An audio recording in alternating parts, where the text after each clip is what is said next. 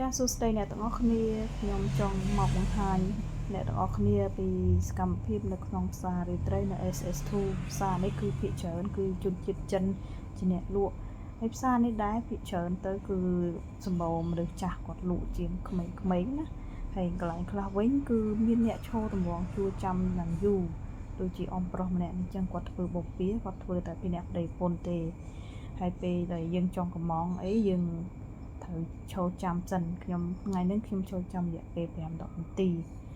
អ្នកលក់ដូរឲ្យតែថាយើងលក់ច្បាស់លាស់យើងធ្វើរបស់យើងឆ្ងាញ់គឺម៉ួយចាំយូរប៉ុណ្ណាក៏គេនៅចាំដែរហើយគាត់ធ្វើនេះគឺគាត់អត់មានឈ្នួលកូនឈ្នួលអីមកជួយធ្វើទេគាត់ធ្វើតែពីអ្នកប្តីប្រពន្ធអញ្ចឹងហើយគាត់ងាប់ដៃងាប់ជើងហើយខ្ញុំឈរចាំនេះ5ថ្ងៃដែរព្រោះនៅម៉ាឡេនេះម៉ោង5ជាងជិត6គឺនៅក្តៅឡើយទេហើយខ្ញុំចង់សាកមើលតើបុព្វាគាត់ឆ្ងាញ់អត់អញ្ចឹងណាព្រោះឃើញគេតម្រង់ជួយូរអញ្ចឹងក៏បានទិញបុព្វានឹង2ដុំទៅ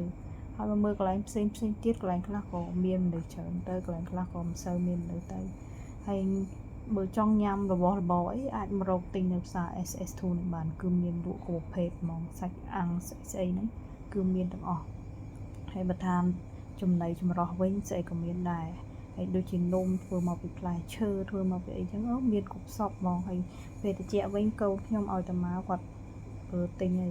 ហើយអ្នកលក់ដូរនៅនេះគឺគាត់មិនលក់តាមកន្លែងទេថ្ងៃអាទិត្យគាត់លក់នៅទាំងម៉ាន់មេកាថ្ងៃច័ន្ទគាត់លក់នៅ SS2 យីរួមគាត់ដើរលក់គ្រប់កន្លែងហ្មងហើយកុំឃើញថាមុខរបរតូចតាចនេះប៉ុន្តែ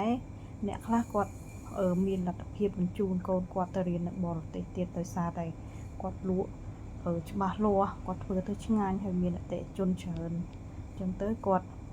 រកចំណូលបានមកពីការលក់ដូរនេះអញ្ចឹងណាបងប្អូនអញ្ចឹងពេលខ្លះយើងឃើញថាការលក់ដូរតូចតាចប៉ុន្តែយើងក៏មើលងាយអ្វីក៏ដោយយើងចាប់ផ្ដើមពីរបរតូចតាចអញ្ចឹងសិនណាហើយនៅទីនេះដែរពេលថ្ងៃឈប់សម្រាកមនុស្សច្រើនមែនទែនហើយថ្ងៃនេះខ្ញុំមកក៏មនុស្សច្រើនដែរកន្លែងខ្លះខ្ញុំបានថតអស់ទេគឺខ្ញុំថតកាត់អញ្ចឹងណា